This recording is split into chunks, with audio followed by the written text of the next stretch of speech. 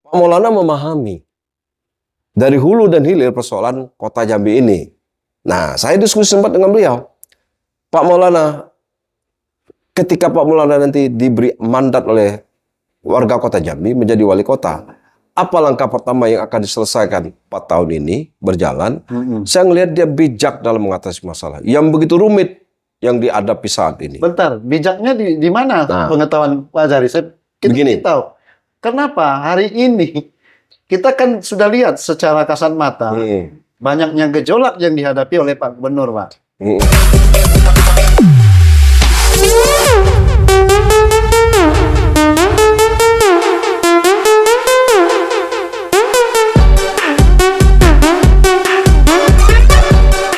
Baik pemirsa, selamat malam.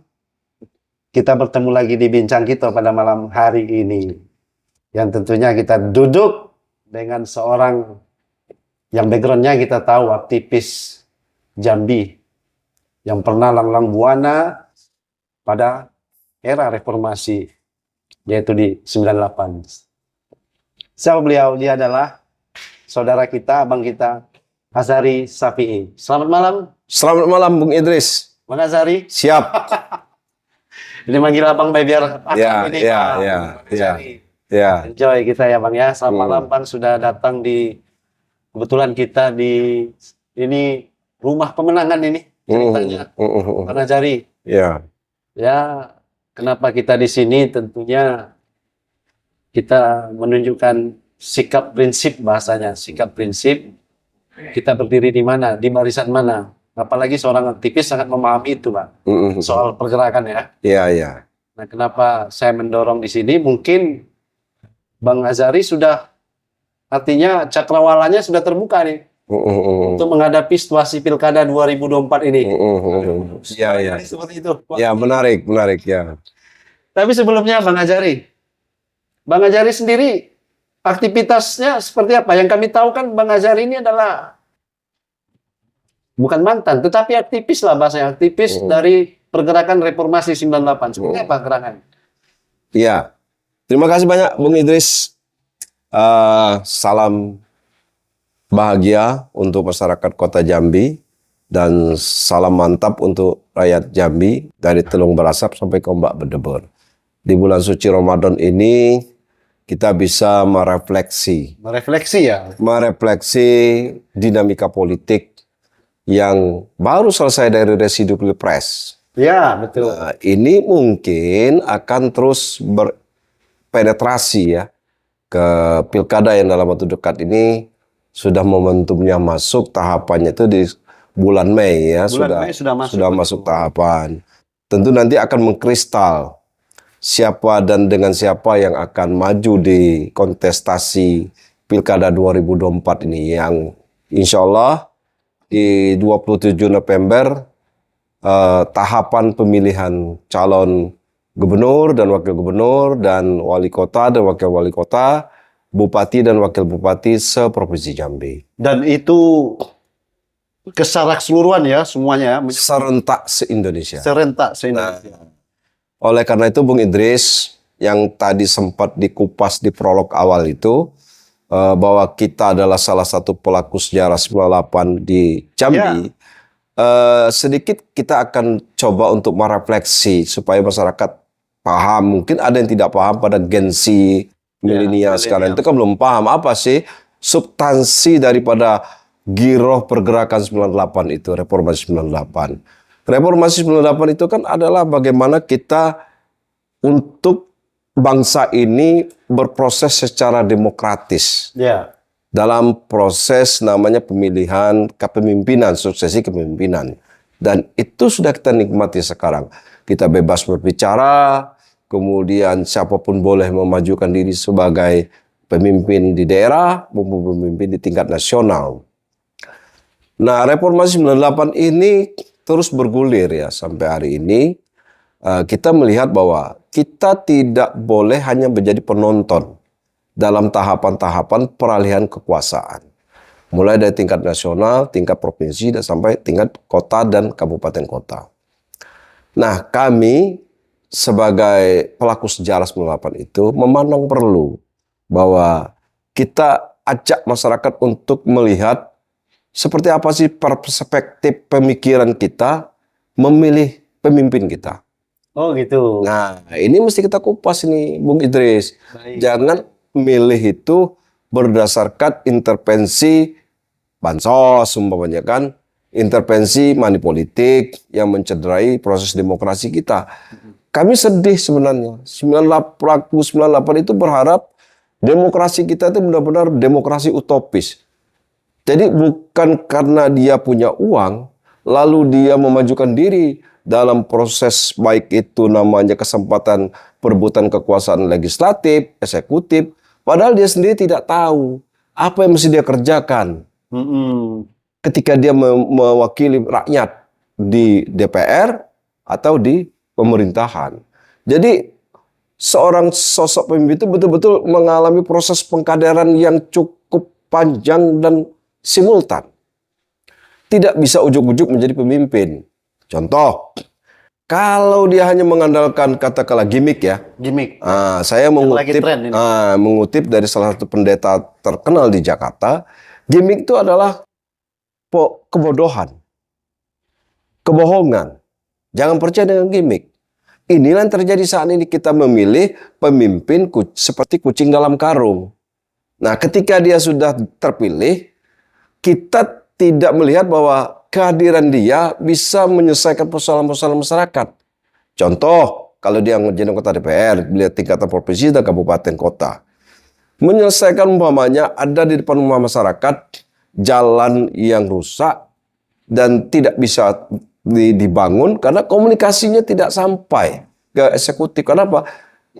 Calon yang terpilih itu tidak punya kemampuan berkomunikasi, adu argumen di sidang-sidang DPR.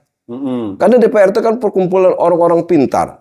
Orang-orang yang mesti piawai dalam beretorika politik. Betul. Ketika dia memperjuangkan aspirasi konstituennya. Nah, inilah yang kita harapkan masyarakat ke depan dalam kaitan kita memilih calon pemimpin. Jangan kita termakan opini. Nah, ini yang terjebak kita nih. Wah, kita perlu perubahan, belum begini. Padahal kita tidak paham konteks yang sebenarnya yang terjadi. Seperti apa sih mengelola pemerintahan itu? Apa semudah membalikkan telapak tangan? Seperti apa sih kok pembangunan macet dan sebagainya? Ya itu semuanya mesti didukung oleh namanya daya dukung anggaran yang tersedia. Nah inilah perlu kita pemimpin yang benar-benar memahami tentang seluk-beluk pemerintahan. Bentar, sebelum kita jauh, Bang Azari. Ya. Saya ingin tahu dulu ini Bang Azari. Sikap Bang Azari sendiri hari ini, saya sengaja manggil di sini backgroundnya Pak Maulana loh, Bang Azari. Iya. Ya kan? Mungkin besok, mungkin tadi cerita gubernur ada Jambi Mantap ya? Iya. Pak Al-Haris ya? Iya. Tapi kita ingin tahu juga Bang Azari, sebelum kita berbincang jauh nih. Sikap Bang Azari sendiri kemana hari ini? Ya, saya cukup lama melaksanakan kontemplasi ya. Kalau bahasa orang Jambi itu perenungan.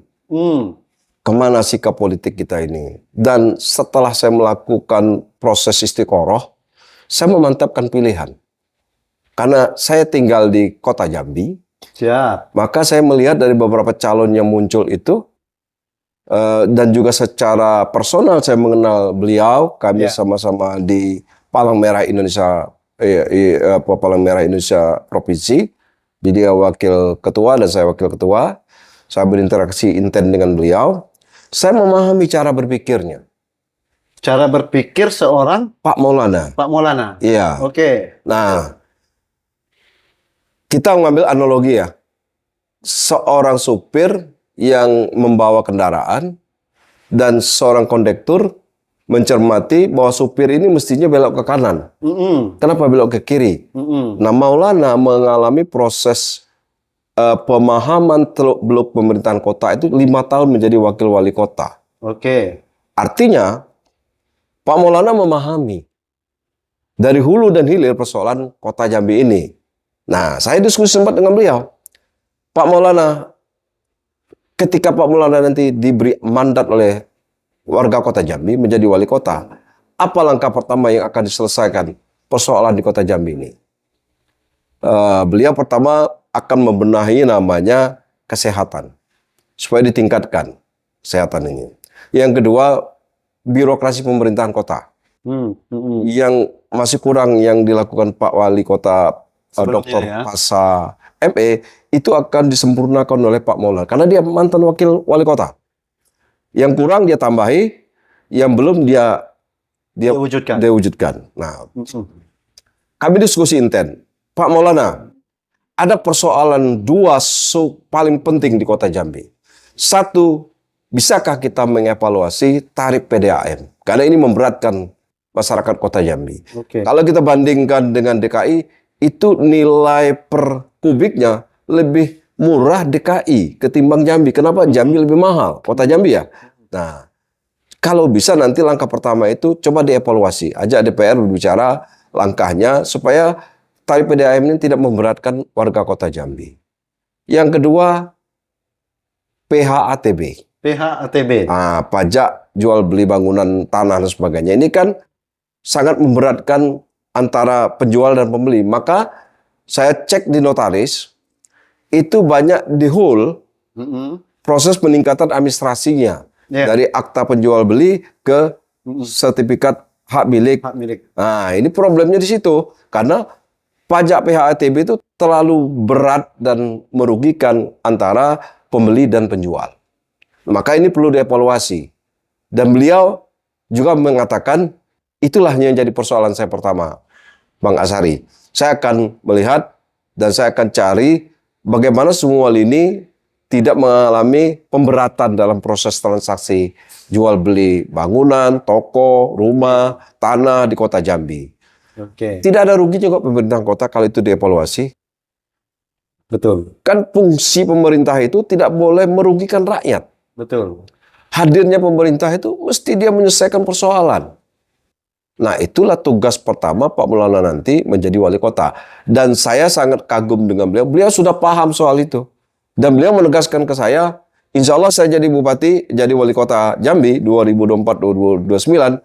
Pertama saya akan evaluasi tarif PDAM dan pajak jual beli PHATB. Karena langsung menyentuh persoalan dengan masyarakat. Masyarakat itu ya.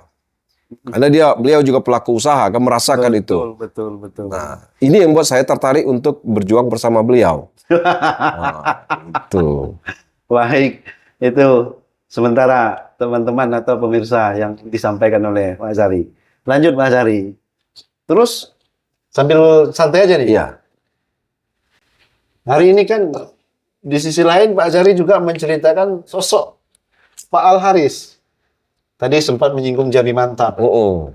Apa korelasinya dengan kota begitu? Tadi juga sebut juga ada bupati. Apa sinkronisasi daripada korelasi yang akan ke depan mau dibangun oleh dalam pandangan Bang Azhari sendiri? Nah, ini yang sangat menarik nih, Bung Idris. Ya. Saya ini dari mahasiswa itu sudah terlibat dalam proses perjalanan pemerintahan ini. Saya tertarik di situ. Sehingga saya belajar ilmu pemerintahan. Sampai hari ini, S2 saya ilmu pemerintahan, S3 saya ilmu pemerintahan. Saya ingin mendalami. Apa sih fungsinya antara gubernur dan wali kota dan bupati? Kalau mereka tidak sejalan, kata bahasa Jambi, tidak sailun salimbai, tidak seyo sekato, dampaknya kemana? Nah, betul. Ketika saya mengelola pasar Angso Dua Baru, saya kebetulan pengelola pasar Angso Dua Baru itu mencermati. Ketika kami mengurus pasar ini, kan ada dua komponen di pasar Angso Dua itu. Fisiknya milik pemerintah Provinsi Jambi, aset itu, pedagangnya milik pemerintah kota.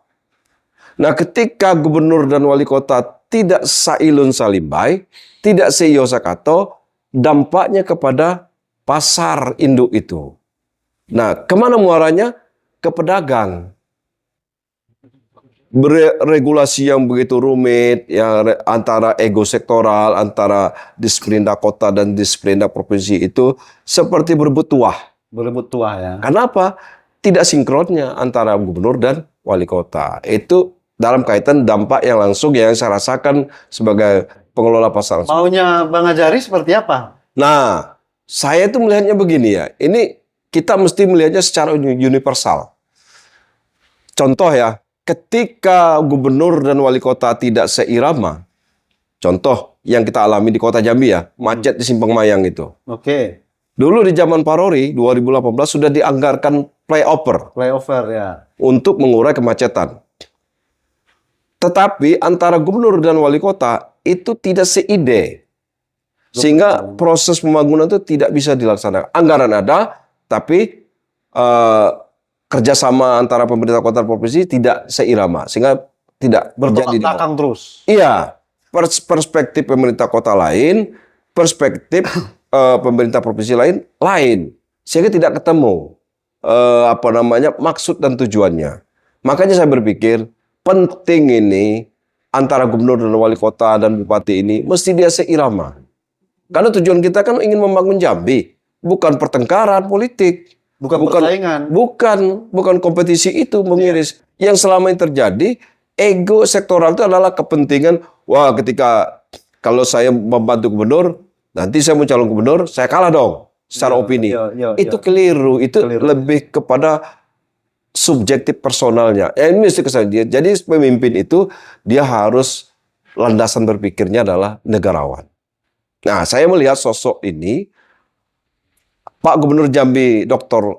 Al-Haris MH ini dari beberapa perjalanan pemerintah dia sudah 4 tahun ini berjalan, saya melihat dia bijak dalam mengatasi masalah yang begitu rumit yang dihadapi saat ini. Bentar, bijaknya di mana pengetahuan Pak Azhari? Kita Begini. tahu.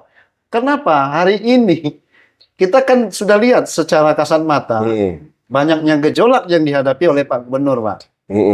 Ya kita bukan kita sayangkan gejolak itu terjadi, Pak. Tapi kita sayangkan begitu gigihnya Pak Gubernur membangun Jambi, tapi low respon, Pak. Low respon dalam hal positif terhadap apa yang dikerjakan oleh Pak Gubernur. Nah, tentu Pak Azhari sendiri mungkin punya pandangan lah. Apa kira-kira? Ya, jadi kawan-kawan pergerakan di Jambi itu ya juga tidak salah ya mengkritik pemerintah. Tujuan mereka tuh bagus kok, kawan-kawan itu. LSM, media ya mengkritik pemerintah itu. Tujuan mereka itu supaya pemerintah itu benar-benar hadir untuk rakyat, bukan untuk sekelompok orang. Tetapi di balik semua persoalan itu tidak seperti kita bayangkan. Pemerintahan itu kalau pemerintah provinsi dia hubungannya itu adalah perwakilan dari pemerintah pusat. Regulasinya dibatas. Undang-Undang Nomor 23 Tahun 2015 itu kan mempreteli kewenangan gubernur, kepala daerah. Jadi kepala daerah itu rumitnya di situ. Contoh kasus, ketika kami persoalan polemik Pasar Angsa Dua ya, kontribusi dan sebagainya, pernah sempat diwacanakan oleh pemerintah sebelumnya, yang itu Pak Sekda ya, Sudirman, selalu beropini di media bahwa memutus kontrak Pasar Angsa Dua baru. Memutus kontrak Pasar itu bukan menyelesaikan persoalan. Itu malah menjadi namanya polemik berkepanjang. Yang rugi apa? Rakyat kota Jambi. Balik ke rakyat. Balik ke rakyat semua ya. Ketika Gubernur Haris dilantik 2020, dia langsung handle. Saya kebetulan terlibat di dalam proses diskusi dengan Pak Gubernur pertama kali di kantornya. Dia dengar cerita dari kami, dia dengar cerita dari proses birokrasi yang berjalan, lalu dia putuskan. Tidak ada pemutusan kontrak. Yang kusut kita urai. Alhamdulillah dengan tangan dinginnya, dengan kejernihan dia berpikir, dengan bijaksananya, dia negarawan nih Pak. Ya. Pak Gubernur ini. Selesai Pak masalah Angsa Dua. Berarti Bu Haris sosok negarawan juga ya? Negarawan. Contoh kasus Angsa Dua. Kemudian JBC Pak. JBC ya? JBC itu sama dengan Angsa Dua. Dia kan BOT ya. Ya. Nah, hari ini kita nikmati kan JBC Pak. Kalau tidak JBC itu dibangun, tidak ada penguraian kemacetan. Dibikin jalan tembus sekarang. Kita nikmat. Saya kalau pulang kerja itu menghindari kemacetan dari Tugu Juang, saya lewat JBC. JBC ya. Nah itulah pemikiran Pak Gubernur Haris. Program-program HBA yang tertunda, yang katakanlah Artinya tak ada flyover, JBC pun jadi. JBC pun jadi. Nah, saya melihat JBC itu akan menjadi pusat ekonomi, Pak. Pusat ekonomi. Itu program HBA yang spektakuler tertunda akibat ganti gubernur, ganti pula programnya. Diselesaikan oleh Gubernur Haris. Iya. Nah, iya. saya tahun 2022 itu studi banding ke Sarawak, Sekucing. Saya ngelihat di sana. Padahal itu bangunan yang dibangun seperti Waterfront City Kucing Sarawak itu persis kayak yang dibangun HBA. Gentala Aras, pedestrian, pasar tradisional, Masjid Agungnya, kemudian RTH-nya. Nah, dia menjadi satu konsep one stop shopping. Nah, ini konsep HBA yang tertunda dan diselesaikan oleh Haris. Memang sempat terjadi polemik persoalan RTH, belum optimalnya dimanfaatkan oleh masyarakat. Sebelum Ya. itu, sebelum nyambung ke soal PRTH, ini yang dirasakan mungkin oleh masyarakat banyak atau penglihatan orang banyak, Bang Azari. Sangat banyak polemik yang terjadi di masa kepemimpinan Bang Haris. Tentu kan begitu banyak juga kritikan-kritikan dan masukan yang tentu harus dibenahi kan begitu Bang Azari. Contoh persoalan mungkin katakan adanya batu bara, Ya. adanya multi-yes, ya. Ya. Salah satunya itu tadi RTH ya. Ya. RTH multi-yes juga dia. Tidak masuk dalam. Tidak masuk dalam. Ya. Tapi jalan Islamic Center, Ya. Stadion, ya. Itu multi-year. multi-yes. Ya. Tentu kan ini harus kita sikapi juga, Bang Azari. Nah, Bang Azari sendiri mungkin ya. Sebenarnya Bang Azari ini kan arahnya mengkritik atau memang memberikan pencerahan ini kepada teman-teman yang mengkritik atau bagaimana menanggapinya, Bang Azari? Jadi gini, teman-teman LSM dan media itu kita analogikan seperti nyamuk di tengah malam. Kalau nggak ada nyamuk kita nggak bisa tidur. Kalau nggak ada nyamuk kita bisa tidur lelap. Ketiduran lelap itu tidak baik, Pak. Yang bagus itu tidur itu tidur terjaga. Sehingga kita bisa mengevaluasi untuk hari esok. Sama dengan kasus ini. Saya berulang kali diskusi dengan Gubernur Dr. Al-Haris MH. Dino, saya tidak anti kritik. Silakan kritik saya. Tapi disertakan dengan konstruksi pemikiran. Artinya solusi. Nah, contoh ya, kasus RTH yang tadi dibangun oleh Abeng itu. Niat gubernur sudah bagus loh. Dia ingin RTH itu perfect, kemudian optimal. Bisa dimanfaatkan oleh masyarakat Jambi. Tapi kan pelaksananya tidak memahami maksud dan tujuan dari konsepsi ruang terbuka hijau yang pasar Angsadul Lama itu. Anggaran 35 miliar itu, saya ini kan juga kontraktor, paham lah ya. Saya lihat awalnya dia bangun taman itu dengan kembang-kembang tai ayam kata orang Jambi. Itu bisa dipungut di pinggir jalan. Saya langsung temui gubernur, saya kasih tahu, Pak Gubernur, saya juga kontraktor Pak Gubernur, pernah mengerjakan taman. Belilah pohon yang besar itu, paling 15 juta satu. Kalau tidak sanggup saya belikan kayak keren, saya bawa, saya pinjamkan keren, saya pasang di situ. Oh gitu Dino, ya kalau tidak kita tanam pohon jadi, itu lambat dinikmati oleh masyarakat Jambi. Betul. Apa yang terjadi? Dikerjakannya. Nyala sekarang kan, pohon-pohon yang sudah jadi yang ditanam di situ, bukan pohon yang ditanam dari bibit. Betul. Tapi pohon yang sudah jadi ditanam di situ. Itulah bentuk yang dia kerjakan. Mana yang kurangnya? Nah, memang kalau RTH itu kan adalah konsep awal HBA. Gubernur HBA. Saya terlibat dalam proses FS-nya. Anggarannya itu 68 miliar. Sekarang anggaran 35 miliar. Memang seperti kain sarung, Pak. Ditarik ke atas tidak tercapai, diturun ke bawah tidak nutup. Betul. Nah, itulah anggaran 35 miliar itu. Nah, gubernur ini kan berpikir bagaimana ini jadi dulu. Nanti dilanjutkan dengan nilai tambah bagaimana yang kurang tadi. Contoh ini kritik oleh Iin Habibie ya. Mengenai bahwa RTH itu toiletnya kurang. Gubernur sudah canangkan itu bagaimana menyiapkan toilet untuk sesuai dengan kapasitas pengunjung. Nah, saya sudah bangun juga toilet VIP untuk menunjang program RTH bersebelahan dengan Pasar Angsa 2 itu. Saya bangun itu sekarang.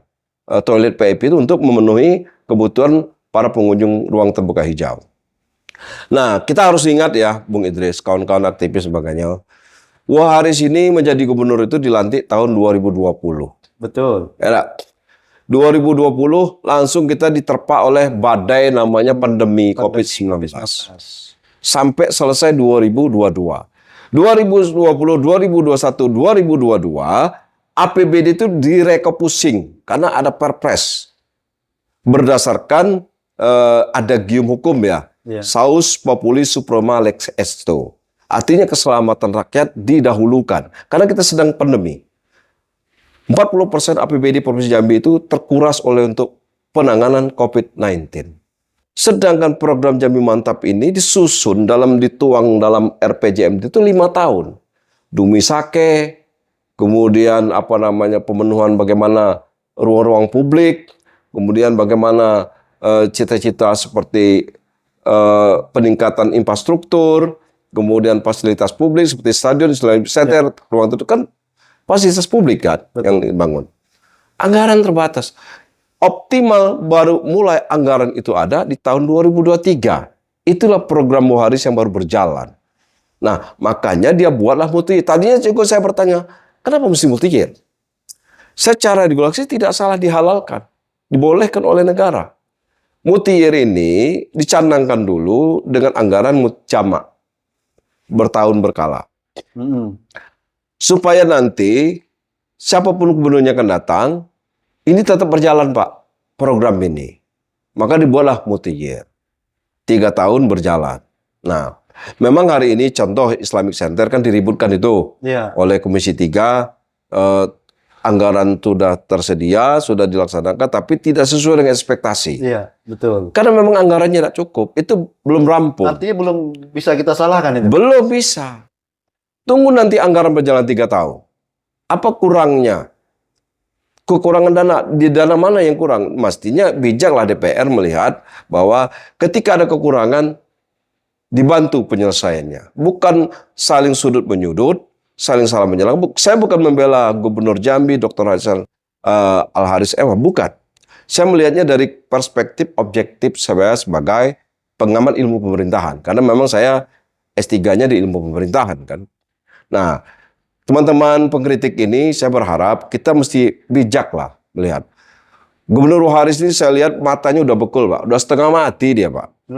Setengah mati dia berusaha untuk mewujudkan keinginan masyarakat Jambi. Betul, betul. Lihatlah apa yang dia tidak membantah. Silakan mengkritik saya Dindo. Saya akan terus bekerja secara diam. Dan saya janji kepada rakyat saya akan buktikan bahwa saya sungguh-sungguh ingin membangun Provinsi Jambi ini. Dan saya yakin itu dengan tekad dan niatnya.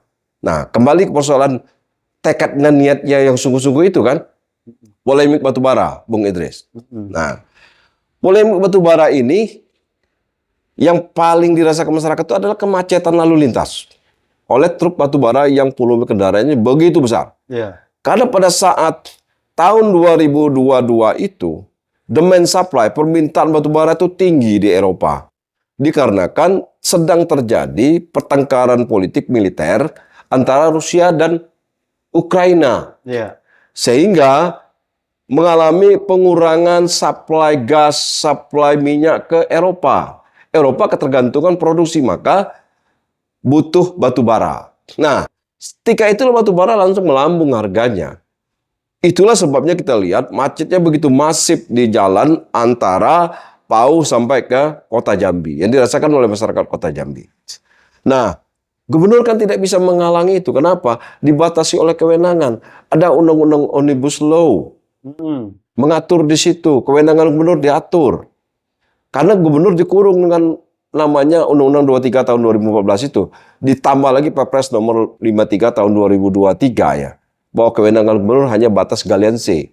Semuanya kewenangan ada di pemerintah pusat.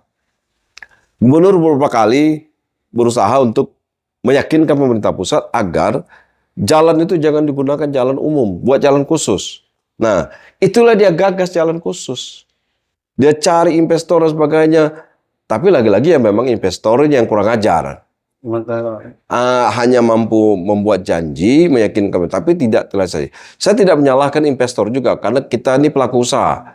Begitu sulitnya cari uang sekarang. Karena memang keadaan geopolitik nasional, geopolitik internasional, perputaran ekonomi juga mengalami depresi. Begitu ya. Tidak sehat sekarang ekonomi. Baik, Mas Azari. Mas Azari, artinya dari pandangan Bang Azari sendiri, artinya sudah berbuat Berbuatkah Pak Gubernur Jambi ini untuk Jambi yang hari ini kita lihat secara kasat mata?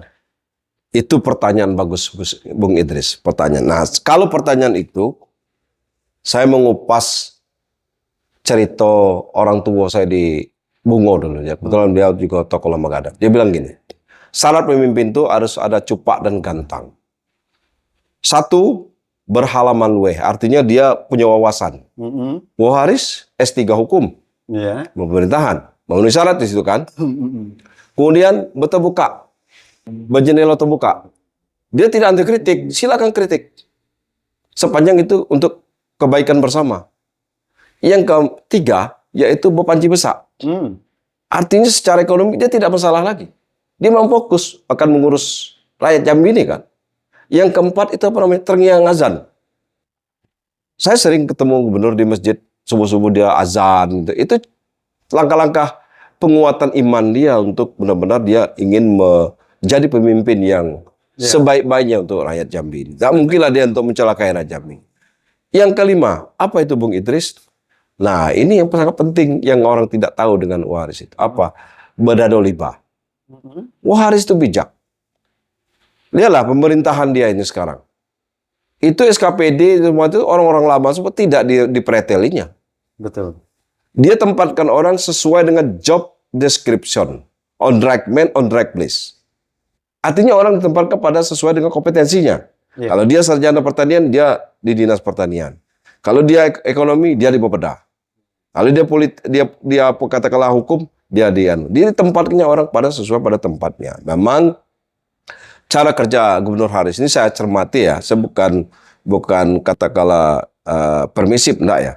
Dia hati-hati Pak dalam mengambil keputusan. Tenang dia hati-hati. Nah kita ini kan orang Jambi ini kan tidak sabaran. Kalau perlu tuh kata kami kita bungo tuh kentut langsung tidak bigak lah kan. Tidak bisa begitu. Memimpin negeri ini tidak bisa begitu. Betul. By proses ya kalau. Sabarlah dulu ya. Bersabar. Kawan-kawan juga bersabar juga ya. Nah, itu mestinya.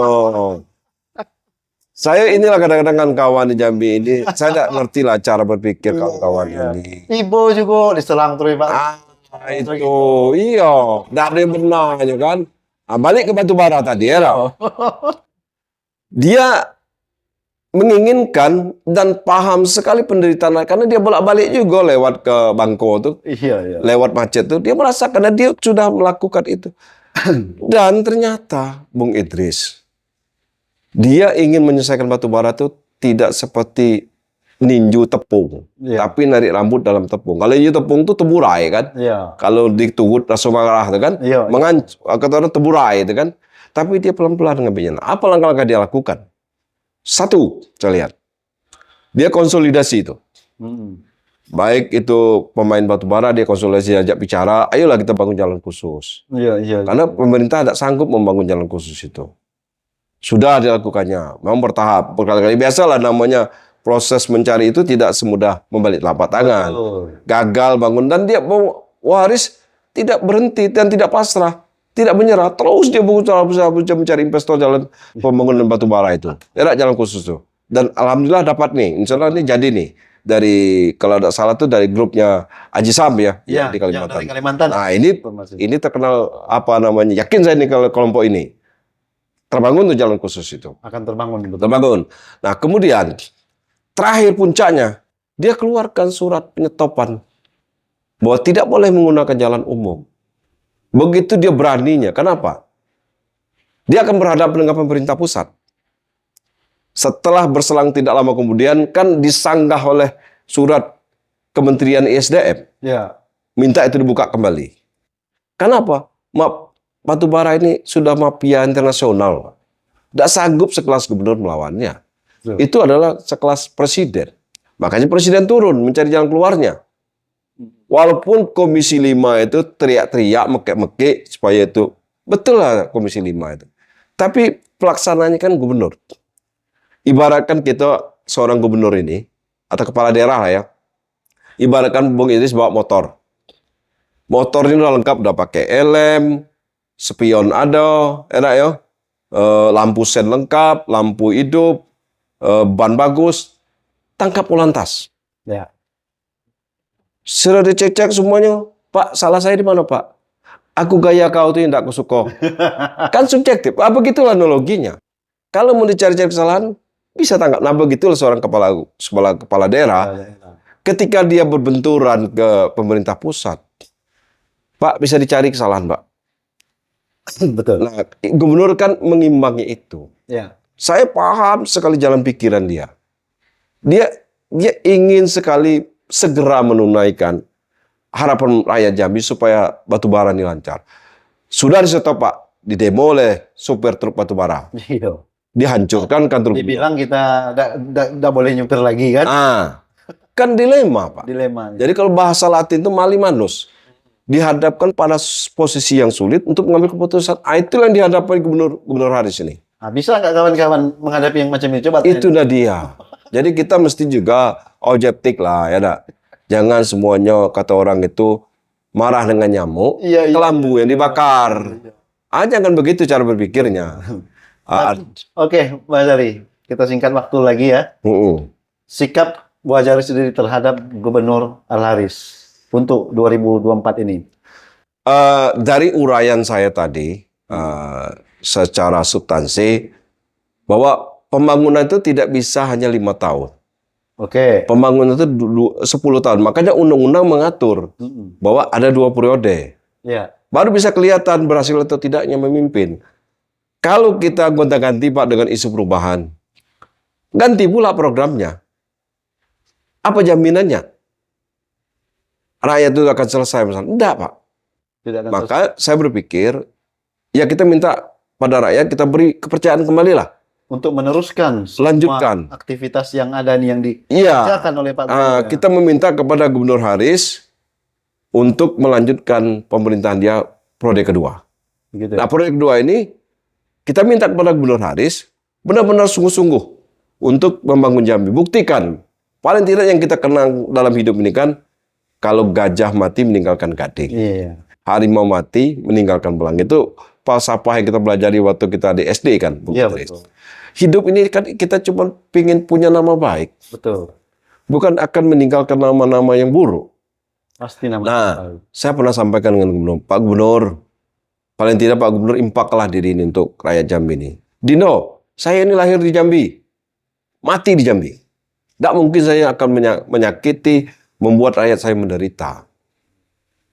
Beri kepercayaan saya untuk bekerja. Dan dia bekerja, Pak. Gubernur Haris itu. Makanya saya pikir, sudah pantaslah kita minta beliau untuk dilanjutkan. Dilanjutkan. Nah, masyarakat Jambi, rakyat Jambi, dari Telung Brasap sampai Ombak Bedemur, kita jangan termakan opini. Kata orang, Gubernur Haris PHP. Enggak. Dia itu tidak mau menyakiti orang. Semuanya ingin dia tampung, tapi karena daya tangan duo, menampung 10 tangan tidak cukup. Tidak diiyakan tersinggung ya? Itulah. Karena kita budaya kita di budaya Melayu, ya itu begitulah budaya Melayu itu. Iya. Siapa pemimpin akan melakukan hal yang sama. Kalau nak sempurnanya, kita pilih malaikat jadi gubernur. Enak begitu, Riz? Betul. Iya, luar biasa nih perbincangan malam ini. Tapi kembali nanti, Bang Azari. Pak Maulana juga hadir ya. Secara bersamaan ini. Iya. Ya kan? Di gubernur ada Pak Al-Haris maju sebagai gubernur 2024. Kembali untuk melanjutkan ya. Ini ada lagi di kota Jambi ada Pak Maulana. Kira-kira bagaimana pandangan Bang Haris sendiri? Sejalan nggak nanti mereka berdua ini? Itu menarik juga tuh pertanyaan saya. Ya. Pertama, saya kan belajar psikologi manusia ya. Saya mendalami ilmu antropologi, yaitu sosiopsikolinguistik.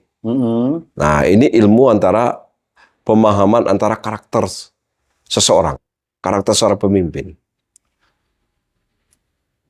Secara stereotip ya, antara Haris dan Maulana ini, chemistry-nya ketemu, Pak. Ketemu ya? Lembut, tidak frontal. Mau diajak runding, bukan keras-kerasan. Susah, Pak, kalau kepala daerah ini, kata orang tepuk dado, tanya selero, tidak ketemu. Kalau ini mau diajak runding, saya lihat ya suasana bisa ini, saya Salimbai. Sempat viral ya? Yang berdua di dalam mobil ya? Iya. Ada viral ya? Iya. Ya kan? Ngobrol dengan Pak Maulana sama Pak Aris ya. Iya. Orang ini Kak, chemistry-nya ketemu Pak. Ibaratkan kita lah Bung Idris. Kalau kita enak berunding, semua kata orang itu masalah kecil bisa dipipihkan. Kok pipih bisa dilayangkan. Artinya musyawarah. Pemimpin itu bermusyawarah. Nah, kalau pemimpin ini rajin berkomunikasi sebagainya, masalah yang sebesar-besar di Jambi ini selesai. Betul. Pemimpinnya harus bijak.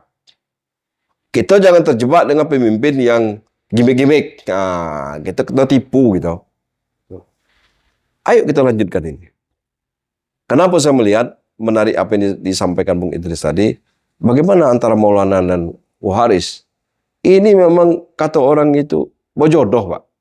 Mungkin alam bumi sepucuk Jambi 9 lurah ini yang tegaknya di negeri Betuah ini. Iya. Ya, Kota Jambi ini kan negeri Betuah kan? Iya, betul. Nah, Pak Maulana ini seorang dokter kandungan. Orang dokter kandungan itu pertama dia periksa tuh pasti lihat, Bu, sakit apa, Bu? Diagnosa. Itu tahun-menahun terus-menerus dia bekerja dengan cara-cara begitu. Itu menjadi tipikal kepemimpinan dia.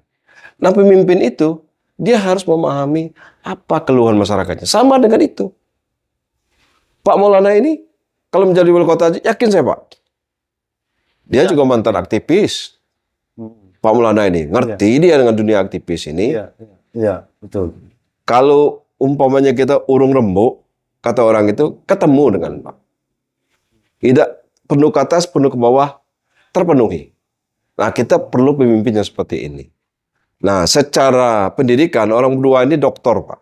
Betul. Udah lewat lah semua pendidikan mereka ya. Saya bukan mengatakan doktor itu hebat, enggak. Saya kan betulnya S3 kan saya belajar filsafat, Pak. Ya. Filsafat ilmu, filsafat hukum. Dalam ilmu filsafat apa? Dia memahami masalah itu dari hulu dan hilir. Dicermati baru dia mengambil keputusan. Bukan gebak-gebuk, bukan begitu. Kalau pemimpin gelebak-gelebuk itu sama dengan membuat rencana bangun tidur. Apa yang tetagak terpikir itu ini kerjaannya. Tidak bisa begitu pemerintahan itu. Betul. Pemerintahan itu perlu perencanaan matang. Dari sekian kena masyarakat Jambi ini, warga kota Jambi ini dia tampung dulu. Dia ukur dengan daya dukung APBD. Mampu dah APBD ini merealisasi keinginan rakyat kota Jambi dan keinginan masyarakat Jambi. Makanya perlu pendidikan mumpuni, Pak. Nah, makanya kan kami kalau di hukum itu, hakim itu mestinya S3. Karena S3 itu, hakim itu kan selalu memutuskan berdasarkan keyakinan hakim. Itu ilmu filsafat, Pak. Filsafat itu dia mengesampingkan emosi. Mengesampingkan pandangan subjektifnya.